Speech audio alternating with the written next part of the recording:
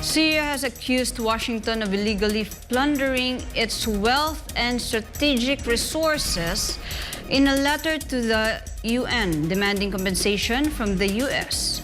Andrea Santos reports.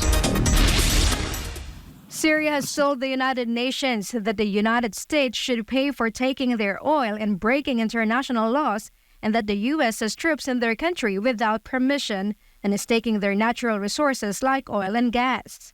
Syria's state media agency SANA published an article citing a letter sent by Syria's Ministry of Foreign Affairs and Expatriates to UN Secretary General Antonio Guterres, as well as Albania, which holds the UN Security Council presidency in September. The letter reportedly mentioned that Syrian diplomats urged the UN to put an end to violations of international law and the UN Charter by the U.S. for illegally stationing troops in the northeast and southeast of Syria.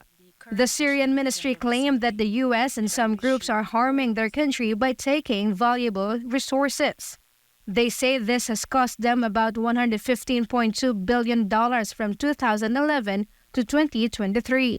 The letter concluded by Syria demanding American leaders be held responsible for thefts and that the U.S. administration be forced to compensate for them.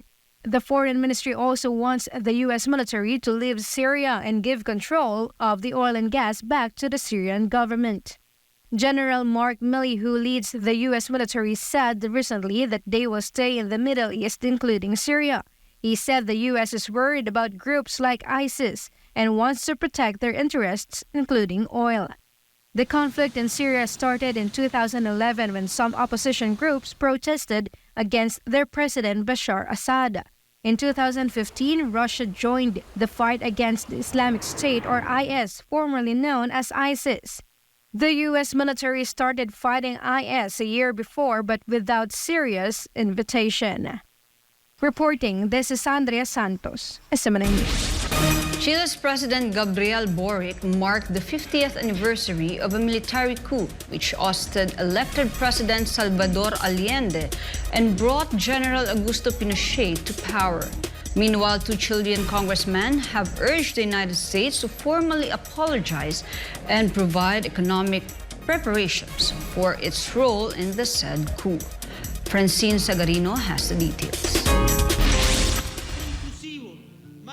Chilean President Gabriel Boric recently delivered a speech to mark a significant event that happened in Chile 50 years ago, the military coup that changed the country. On September 11, 1973, a group of military officers led by General Augusto Pinochet took over the government, ousting the elected President Salvador Allende. The United States backed the said coup. During a special gathering in Santiago, dignitaries sat inside La Moneda, the presidential palace, while others stood outside with signs and chanted slogans like "The United People will never be defeated."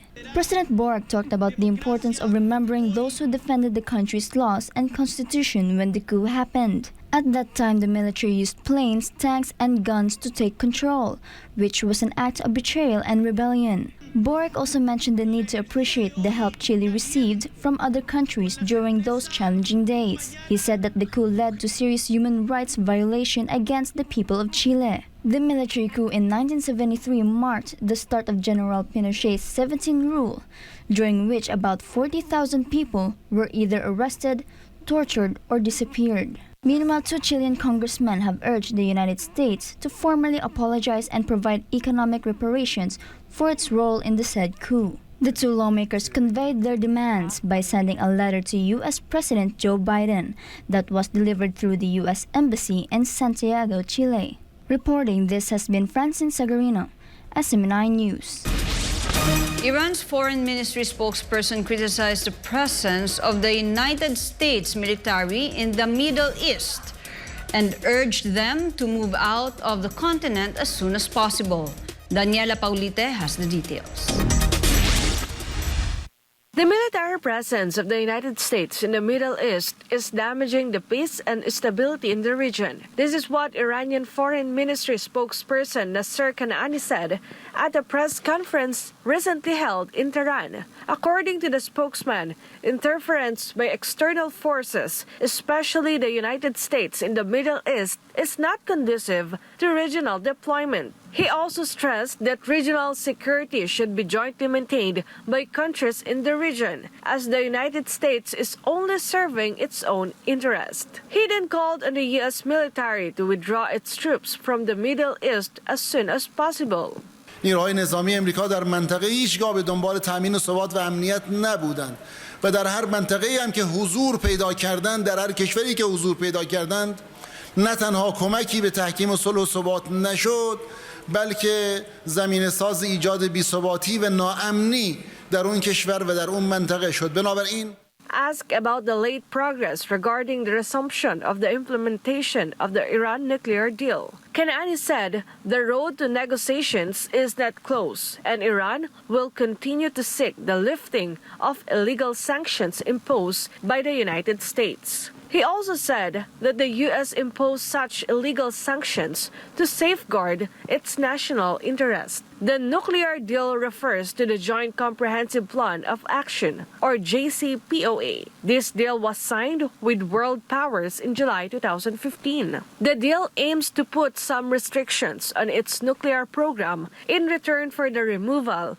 of sanctions imposed against Iran. However, the U.S. pulled out of the nuclear deal in May 2018 and reimposed sanctions on Iran, which prompted it to drop some of its nuclear commitments under the JCPOA. Talks about reviving the nuclear deal resumed in April 2021 in Vienna, Austria, together with the representatives of Iran, China, France, Germany, Russia, and the United Kingdom. At that time, messages were related to American representatives because Iran reportedly refused to hold direct talks since the U.S. is no longer a member. However, no significant breakthrough has been achieved since the end of the last round of talks in August 2022. This has been Daniela Paulite, SMNI News. Prior to the meeting between North Korean leader Kim Jong-un and Russian President Vladimir Putin, the latter spoke at a plenary session wherein he criticized Western nations for destroying the global economy by disrupting financial and trade relations. Jean Domingo has the details. Russian President Vladimir Putin voiced his concerns about Western countries damaging the global economic system they played a role in creating. He expressed these worries during a speech at the Eastern Economic Forum in Vladivostok. President Putin stated that some Western nations are causing harm to the international economy by disrupting financial, trade, and economic relationships. However, Putin also pointed out that many countries around the world are committed to working together for the benefit of all people, not just the wealthy few. These nations prioritize their own projects and aim to bring long-term benefits to their populations. According to President Putin, this approach is leading to the emergence of a new international model that is more inclusive and less focused on Western standards. Russian Foreign Minister Sergei Lavrov also highlighted the growing influence of groups like the BRICS economic bloc and the Shanghai Cooperation Organization as more countries seek alternatives to Western-dominated international institutions. Lavrov argued that many nations feel the need to bypass these Western institutions due to grievances and sanctions imposed by the U.S. and European unions. Reporting for Newsline World, this has been Jean Domingo, SMNI News.